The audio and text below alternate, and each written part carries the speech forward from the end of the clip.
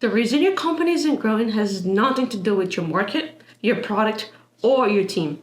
It's because you're too good at your job. Every time you try to save the day, you're training your team to wait on you. And every time you say, it's just faster if I do it myself, you're putting a hard ceiling on your business. In this video, I'll show you the exact rule that breaks that ceiling and shifts you from being the hero to the architect. Hey, I'm Emily. I know how satisfying it feels to step in and fix something. You're good at what you do. You see problems before anyone else does. And honestly, most of the time it's probably faster if you just handle it yourself. But here's what most founders don't realize. Every time you save the day, you're teaching your team to stop trying. A founder I worked with recently told me that his team just doesn't want to take ownership. But when we look closer, he was checking every decision, jumping into every problem, and redoing work that was already good enough. He wasn't building a team, he was building a dependency. So today, I'm going to show you why being the hero is killing your skill and the 70% rule that fixes it. Here's the uncomfortable truth. Most founders are psychologically addicted to being needed. Every time you step in and fix something, your brain gives you a hit of dopamine. You feel competent, you feel valuable, you feel like your business needs you. And it does, because you've designed it that way. Your team brings you a problem, you solve it in 5 minutes, they walk away relieved, and you feel like you just saved the day. But here's what actually happened. You just taught them that when something's hard, they should bring it to you instead of figuring it out themselves. You rewarded the behavior of waiting. And next time they hit a challenge, they'll do the exact same thing. And over time, this creates what I call a dependency cycle. Your team stops making decisions because they know you will step in. And the more that you step in, the more that they rely on you. You're not the CEO anymore. You are the bottleneck with staff. Here's where it gets tricky. Most founders say that they want their team to take ownership, but what they actually reward is obedience. Think about it. When someone on your team does something differently than you would have done it, what happens? If you step in and you correct it, you are teaching them that ownership means do it my way. Here's the thing, your team isn't stupid. They figure this out fast. They learn that the safest move is to ask you first, to wait for approval, to do exactly what you would do, even if they see a better way. That's not ownership, that's obedience. And the business you're building on obedience has a ceiling, your personal capacity. Let me give you an example. In 1985, Steve Jobs almost destroyed his career, not because he lacked vision, but because he couldn't stop obsessing over the interior paint color of the factory walls. The walls that customers would never see, the walls that had zero impact on the product quality or user experience. He delayed production, he delayed revenue, he nearly bankrupted the company. This is what researchers call the founder narcissism. The belief that you're tasting 1% of details is worth 100% of the company's momentum. And most founders do this without realizing. They're not picking paint colors, but they are rewriting emails their team already wrote. They are redoing designs that were already good enough. They are controlling details that don't move the business forward.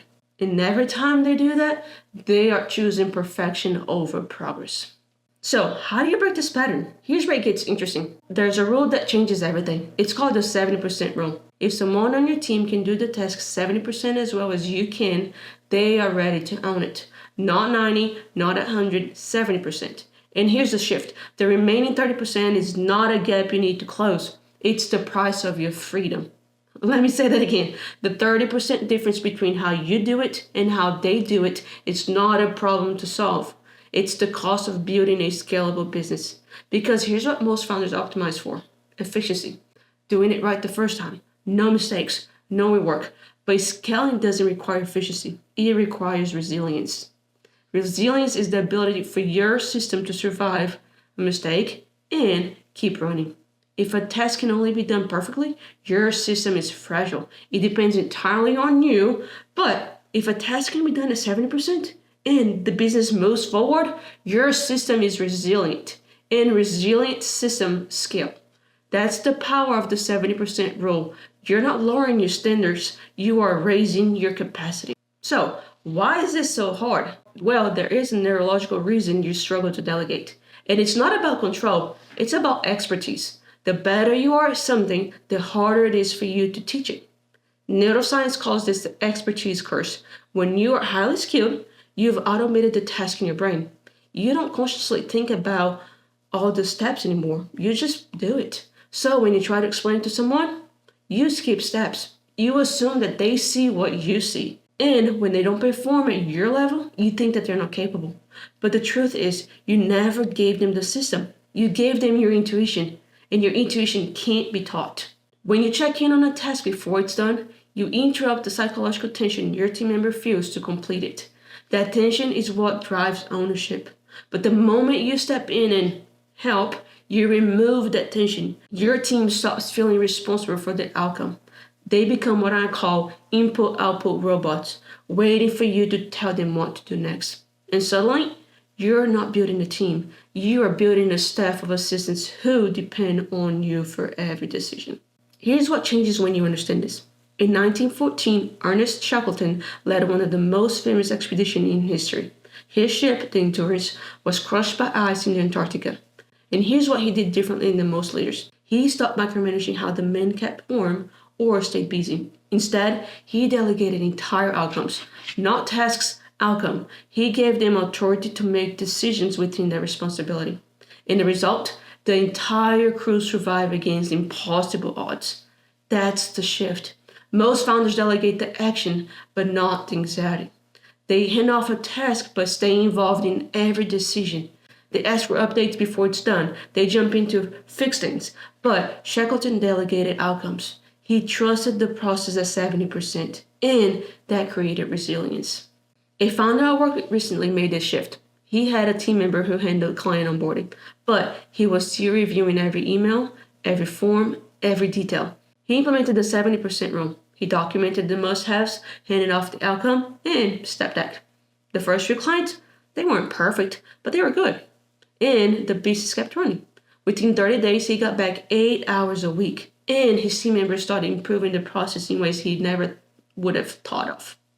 That's what happens when you move from founder's way to documented way. So here's what this looks like in practice. I want you to do one thing this week. Open a document and write down every task you touched in the last 7 days. Go through your calendar, check your email, look through your Slack messages. Now, next to each task, ask yourself this question. Could someone on my team do this 70% as well as me? Not perfectly, not the way that you would do it, just 70%. If the answer is yes, that task is ready to be delegated. Pick one, just one. Document the outcome you need, not the steps, the outcome. Then hand it off. And do not check until it's done. This is the assign phase of the operations reset framework, giving your team ownership so they can operate without you. And if you want help turning your team into decision makers, I built an authority transfer map. It shows you exactly what to delegate and how to transfer ownership. The link is in the description. The ability to be the hero got you here, but it won't get you to the next level. The 70% rule isn't about lowering your standards. It's about raising your capacity. Stop being the hero and start being the architect. Because the only way to scale is to build a business that doesn't need you to save it. It just needs you to be clear. Thanks for watching. I'll see you in the next one.